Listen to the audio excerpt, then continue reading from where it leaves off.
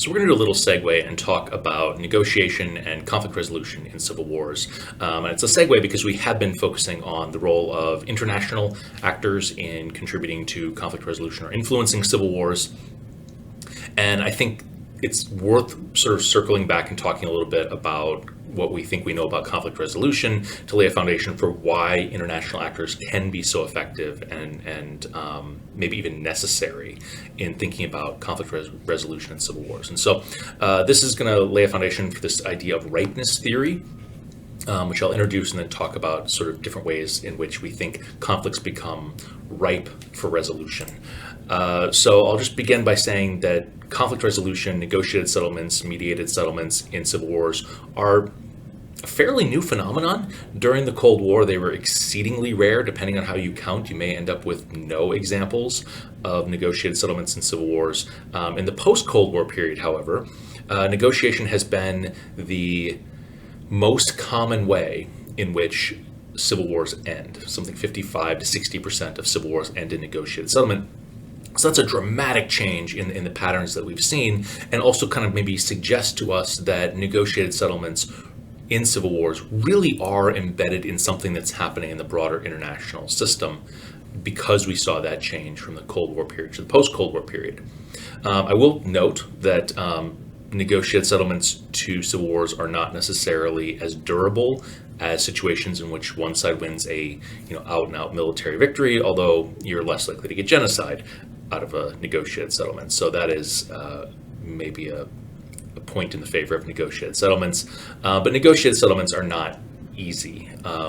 I've done quite a bit of research on ripeness theory and conflict resolution negotiations in civil wars, and by my count, about 1 in 4 negotiations where parties are actually sitting down at the table and talking yields something like a functional agreement that brings about at least part of a conflict to a resolution. So the majority of negotiations fail, and this is where this idea of ripeness comes in, because the international community, mediators, states, diplomats were thinking about sort of how do we go about supporting these peace processes. We have limited resources, we have limited energy. We don't want to just sort of throw that energy and those resources sort of blindly at conflicts. We want to be able to identify the situations where conflicts are likely to be successfully resolved and push and help in those situations to kind of get them across the finish line. And so that's sort of the background idea behind this idea of ripeness.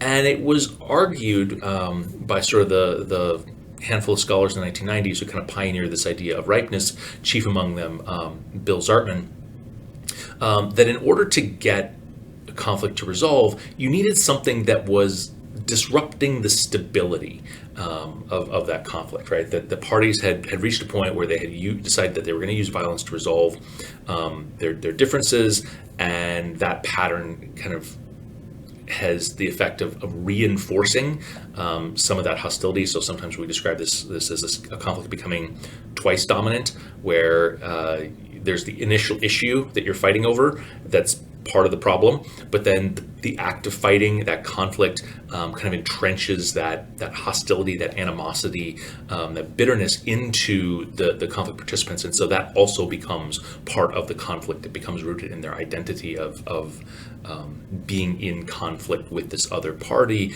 and that creates this stability that can be really hard to disrupt. But sometimes new events come along that actually do that, right? Of course, sometimes new events come along that just sort of reestablish the status quo, or reify, I guess would be the academic term that we use.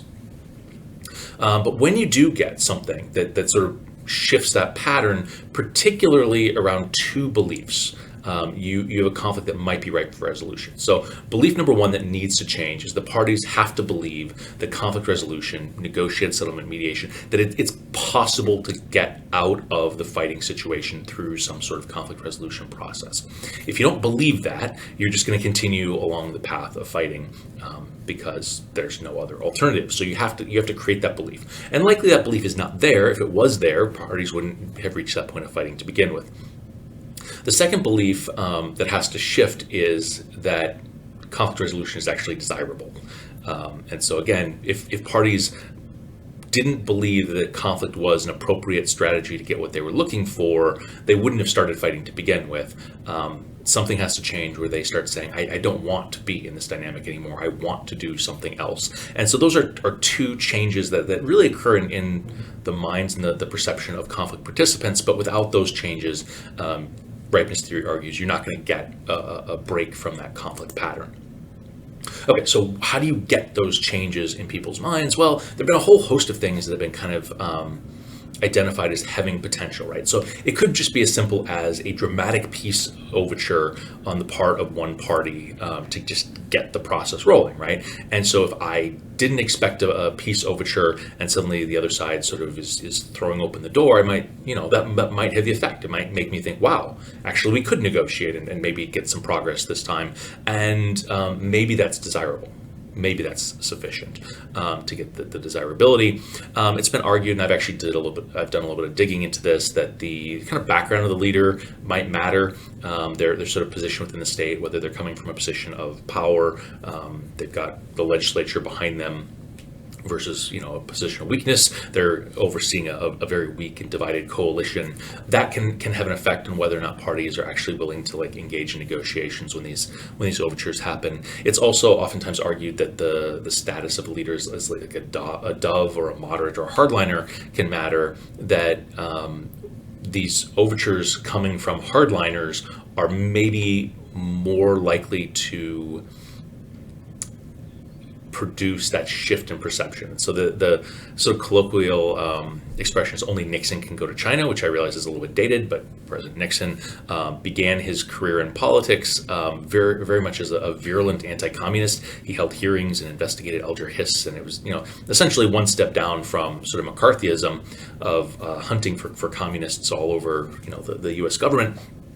But he had this reputation as sort of a hardline anti-communist, and so in the 1970s, when Nixon reestablishes diplomatic ties between the United States and China, he sort of has the credibility to do that because nobody would ever accuse Richard Nixon of being soft on communism. If he's doing this, it must be okay. And so there's that idea that hardliners maybe have this extra street cred that allows them to shift perceptions in a way that maybe moderates or doves don't. We could also talk about mutually hurting stalemates as a source of ripeness. This is something that Bill Zartman really keys in on and argues that maybe even a mutually hurting stalemate is certainly, maybe necessary and possibly sufficient to get ripeness. And what he means by that is that both parties have reached a point where they realize that they can't escalate the conflict anymore. Right? They realize that there's not a military path to victory, to getting what they want. And when they realize that, it creates sort of a moment of uncertainty. Do I continue? And if they say, yes, this is fine, this is sustainable, that's fine. But if they realize, wait a second, we're not going to win, we're stuck in this situation, and it's horrible. I really don't like sort of where we're at right now. It's destroying my people, it's destroying my community, it's disastrous that we're here. That creates sort of a psychological panic of sort of looking around and trying to find a way out of it, out of that conflict, and creates sort of the appropriate mental shift when both parties realize that they're in one of these hurting stalemates.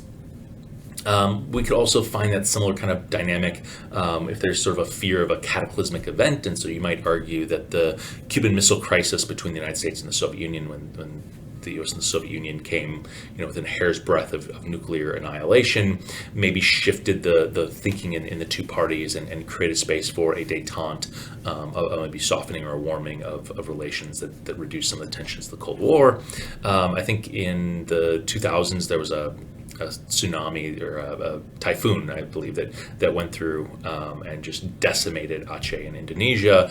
And rebels who had been fighting an independence struggle in Aceh sort of looked at that and said, well, at this particular moment, we need the government here to help us with the reconstruction. We can't sustain this fight in this moment.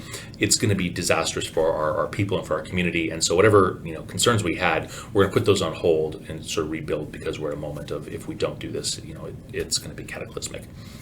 So those kind of things, those kind of dramatic events can also shift perceptions. And that actually leads us into a larger category of just big things that can happen. Sometimes these are called shocks or political shocks, and there's been lots of research on this in the context of ending interstate rivalries where countries are sort of locked in these twice dominant patterns of it's not just the issue in dispute, but it's also that we've sort of built into our identity that we don't like each other, that these political shocks can be important for breaking that pattern. So it could be anything from a change in leadership to a realignment of political coalitions within a state, so that suddenly there's space for resolution. It could be there's a major military confrontation, right? That suddenly it's a recognition that this could be incredibly disastrous. It could be the shift in the international balance of power. So one of the things that we've observed is that when the Soviet Union collapses, it has this ripple effect across the international system where you have conflicts that had been stable suddenly break out. We can think about the disintegration of Yugoslavia or some of the conflicts around the collapse of the Soviet Union.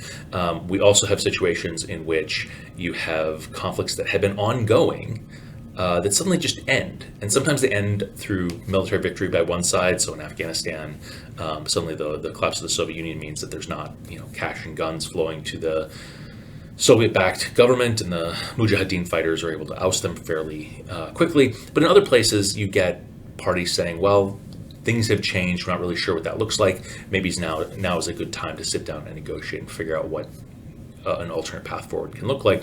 So those shifts in the international balance of power can be very powerful in changing the dynamics of civil war conflicts.